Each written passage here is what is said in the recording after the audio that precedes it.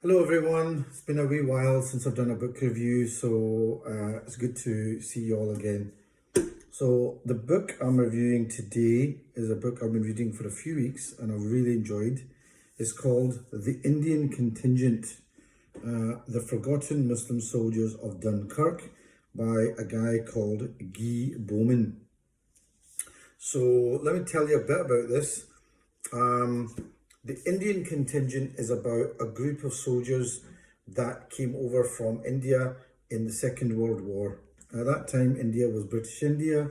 It was the United India, made up of the countries that are now Pakistan, present-day India and Bangladesh. And it's about a group of soldiers who were basically at Dunkirk and got evacuated from Dunkirk and ended up coming to the UK and actually ended up coming to Scotland and training up in the Highlands in Aviemore, and they stayed here for a good couple of years. And basically just kind of some of the things that happened to them. Now, this photo on the front is about a particular guy that was involved with Force K6, and the force was actually called Force K6, and some of these guys were actually photographed.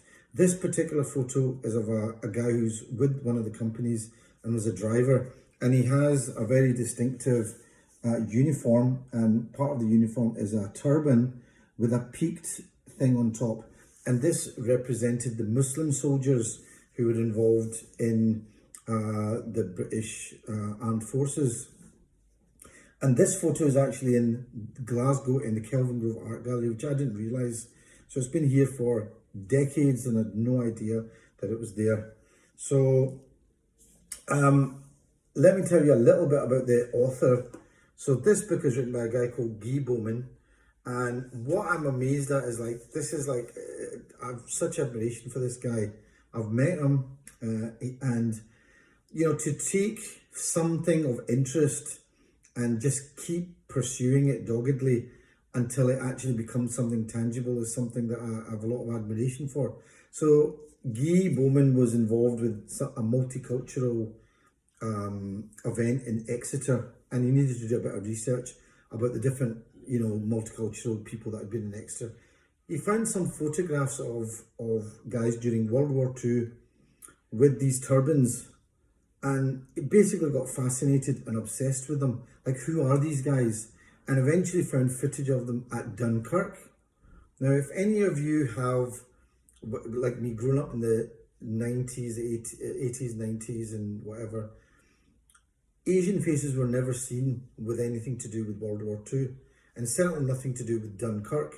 There was a very famous movie that was made just recently by a guy, and there's no Asian or kind of black representation, but he saw about 200 or 300 people at Dunkirk walking around at midnight with these turbans, and was so fascinated by who they were and he started looking into who were they, where did they come from.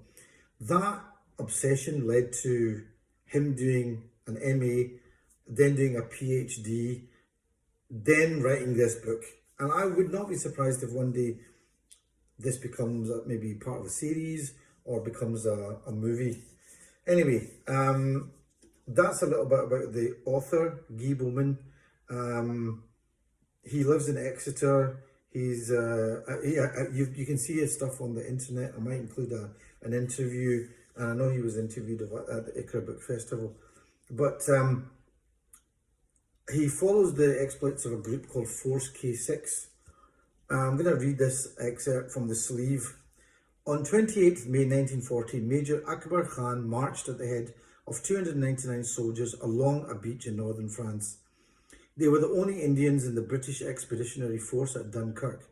With Stuka sirens wailing, shells falling in the water and Tommies lining up to be evacuated, these soldiers of the British Indian Army, carrying their disabled imam, found their way to the East Mole and embarked for England in the dead of night.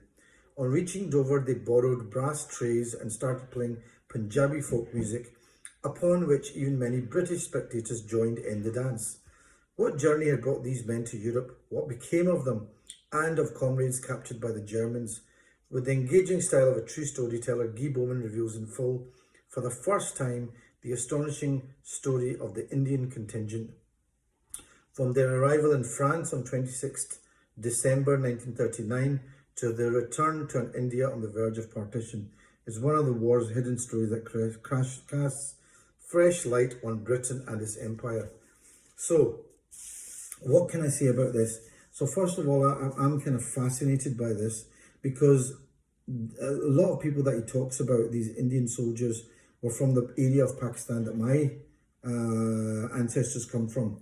And then the other thing is that they end up in Scotland, which is where I live now. And I had no idea that this had happened. And many of them are actually buried in a place called Kingussie. And I know that there's people that are on this very WhatsApp group who know a lot more about them and know that they existed. But to be honest with you, to be fair, maybe 10, 15 years ago, they'd been forgotten about. And I think that's what one of the great things about this book is, that Ghee has talked about an area of the war that has completely been forgotten. These guys have been forgotten about, basically. They were part of the war effort. They were celebrated while they were here. Then after the war, they were forgotten about. And not just forgotten about in the UK, but they were forgotten about in India and Pakistan as well. And he's got his reasons for that. So let me just say, what can I say about them? So basically what it was is these guys, back in, I think it was in 1939, Churchill had an idea to open up a second front in the war effort in Europe. And what he wanted to do was open up a front in Norway. Now what they realized was they couldn't use armored cars. They had to use pack animals. And what happened was that the skills used for these, for these pack animals had been forgotten in Europe. The only places where people were still using mules, and these animals are quite big. They're a cross between a donkey and a horse, but they're huge, big things. But they're really suited to heavy work and going through to the front lines with his mud and all that kind of thing. The only people that were still doing that kind of, using these animals and knew how to handle them, were in the area that is now Pakistan, in the Punjab area. So these guys got involved. Now, one of these companies has about, what I realized was it had about 315 men in it. That made up of, so 315 men, about 180 kind of soldiers, a Rusaldar, 7 Jamadars, 3 blacksmiths, 3 hammermen, 9 farios, 4 bellows boys, 4 cooks, 4 water carriers, 2, I've got something else here, 2 barbers, 1 washerman, 4 sweepers, and 1 imam to look after the spiritual needs of these guys. Now, most of these guys were from the area of Punjab that is now in Pakistan. So that comprised of places like Rawalpindi, Jhelum, and those kind of areas, a few of those areas around there. The reason that they came from those areas is Rawalpindi has always been a big army town. It started off as a cantonment area. That's where the British Army kind of sort of settled down. And a lot of the guys there, it was just a good employer. It was the local employer, and they paid good money. And these guys got into the army and got out and in a lot of ways saw the world. And one of these companies, which makes up about 315 men, I'd written this down. There were at least 6 of these companies in the UK for at least 3 years. So each company was like a small village. It had its own, there weren't any women or children, but they had what is amazing is they had a lot of attention paid to their mental, physical, and spiritual needs. So these guys actually had an imam attached to them. They were given time off to go to the local, there weren't a local mosque. There was one mosque in Woking, which is still there now, which if anybody wants to go and see, it's a great architectural piece. It's a bit like the Brighton Pavilion. So they would get time off to go there. But yeah, so a lot of these guys were actually in Dunkirk, and they got evacuated then, from Dunkirk, and they were walking around there, and Some of them ended up in England, and then because there was this operation that was going to be conducted that Churchill wanted, they then came up to Abbeymoor and those areas where they then had their training, and it's training in really harsh conditions where there was some of the men even died of hypothermia and things like that. So it was tough sort of conditions. And Ghee does a really good story of talking about what happened to some of these men. Some of them, the great thing about this book is there's lots of letters available where these men from Punjab area were involved with local villagers. Some of them even had liaisons with them, which they tried to kind of curb, but it did happen.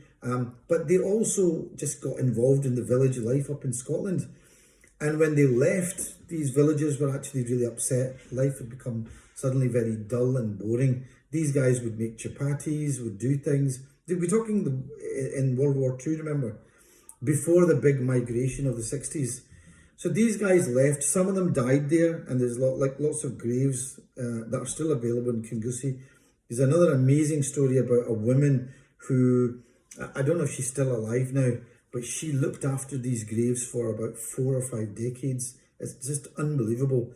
And this woman from one of the villages, and when they asked her why did you do this, it turned out that her brother had died in Belgium and was buried there, and she thought that she owed it to her brother to look after these graves because they were so far away from home, and she's hoping that somebody would look after her brother's grave.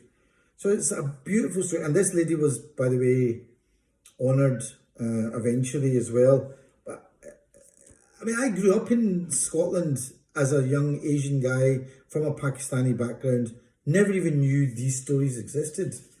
So I'd written a few notes. There's another this particular photograph. There's another portrait that's been done of a chap called Major Akbar Khan, and it's in the Imperial War Museum in London. He was the only Indian officer at the beach in Dunkirk with his men, and he apparently went back to India and ended up, moving to Pakistan after partition. And I believe he became one of the highest decorated officers in the Pakistani army. I think he's got a designation called PAA1. So I know there's somebody else on this WhatsApp group who would know more about that. But he apparently was before he retired. But he wasn't apparently a political man, so he didn't go into politics like maybe General Zia did from there. Now, the mission that this Force K6, and this is the group of men that went up, never actually happened. So they eventually did go back, but they were very well appreciated. So these men met the King of England, and there's footage about that. And the way that they were treated and the way that the relations with them were very different. They were seen as a real positive asset to Britain, and they were openly, celebrated. And it's a kind of funny thing because they've been so forgotten about after partition, and Ghee does touch on that. He says, look, these men, when they went back after the war, then one of the things that happened was everybody was trying to put the war behind them and get on with life. Like in Britain, it was all about saying goodbye to empire and getting on with life in Britain. A lot of places had been destroyed, and people wanted to focus on what was happening right here, right now. So these guys were kind of forgotten about. And in Pakistan and India, suddenly, or Bangladesh even, suddenly there were these new countries. Pakistan had come into existence, and people were trying to deal with the realities of life there. Plus, partition had happened. 2 million people were actually killed and slaughtered by people who had previously been living with each other. And I think there was all of that to deal with. There was all these things. So the war effort seems to have been forgotten about, the Second World War effort. And it's a shame because any theatrical representations of the war never involves people that look like me. And I think this is a great book to sort of change that attitude. And it's come from a guy called Ghee Bowman, who is a very pucker white Englishman, but you know, he's just got an amazing kind of open heart and an amazing intellectual mind to look at this. And he has thought about the fact that there's a counter narrative to what the far right want to say, that, you know, people from the Asian background and everything have come here, and what have they ever done here? In fact, there's a very famous line by a guy called Bernard Manning who said, well, there were no Pakis in Dunkirk, which he then talks about.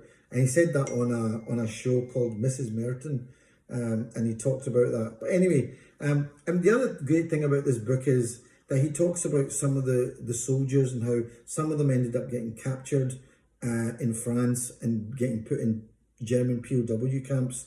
Some of them ended up going in, joining up with the Germans. Some of them didn't, and there's one that he famously talks about who refused to, who had a lot of personal issues because of that, because he was then obviously put under a lot of pressure.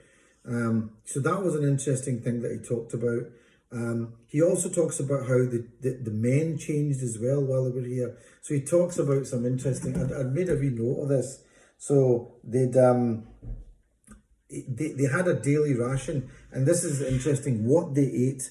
And their basic daily ration included 1 pound 8 ounces of atta, or just flour, enough for about 12 chapatis, 3.5 ounces of dal, ghee 2.75 ounces, meat 6 ounces, chilies, garlic, ginger, turmeric, tea, salt, sugar, and Marmite, which they got 3 times a week, if recommended by the doctor. But as time went on, their taste changed, and a lot of this stuff used to get imported from India, but then eventually they started eating bread, which they called double roti or white bread. So that was interesting. They started eating more pickles, pepper, jam, garlic wasn't really used much, but there was a big demand for cigarettes, especially cigarettes of British manufacture, particularly things like Woodbines. And I know that my granddad, who was a POW in Germany, smoked tons of Woodbines, and actually eventually died of heart failure because he was smoking so much, had smoked so much. But I mean, there's so much in this, and he really talks about the lives of these guys, how they were really celebrated when they came over. They were not seen as foreigners, they were not seen as the other, they were seen as them, being part of the UK and part of that war effort. Some of them did end up with British women, some of them had children out of wedlock, and Guy talks about some of those stories. He probably didn't get enough of those stories, and I'm sure there must be more out there. What can I say? It's a really interesting book. I think for anybody to learn about these people and how they got involved in the war effort, and I think it's a great way of realizing that, you know, how interconnected everybody really is, and that, you know, and the fact that it's difficult not to have a multicultural world, you know, because that's the way the world really works. And that's part of this. So, you know, and countering the narrative that the far right has, I think is really, really important, because these guys honestly were such a big part of that.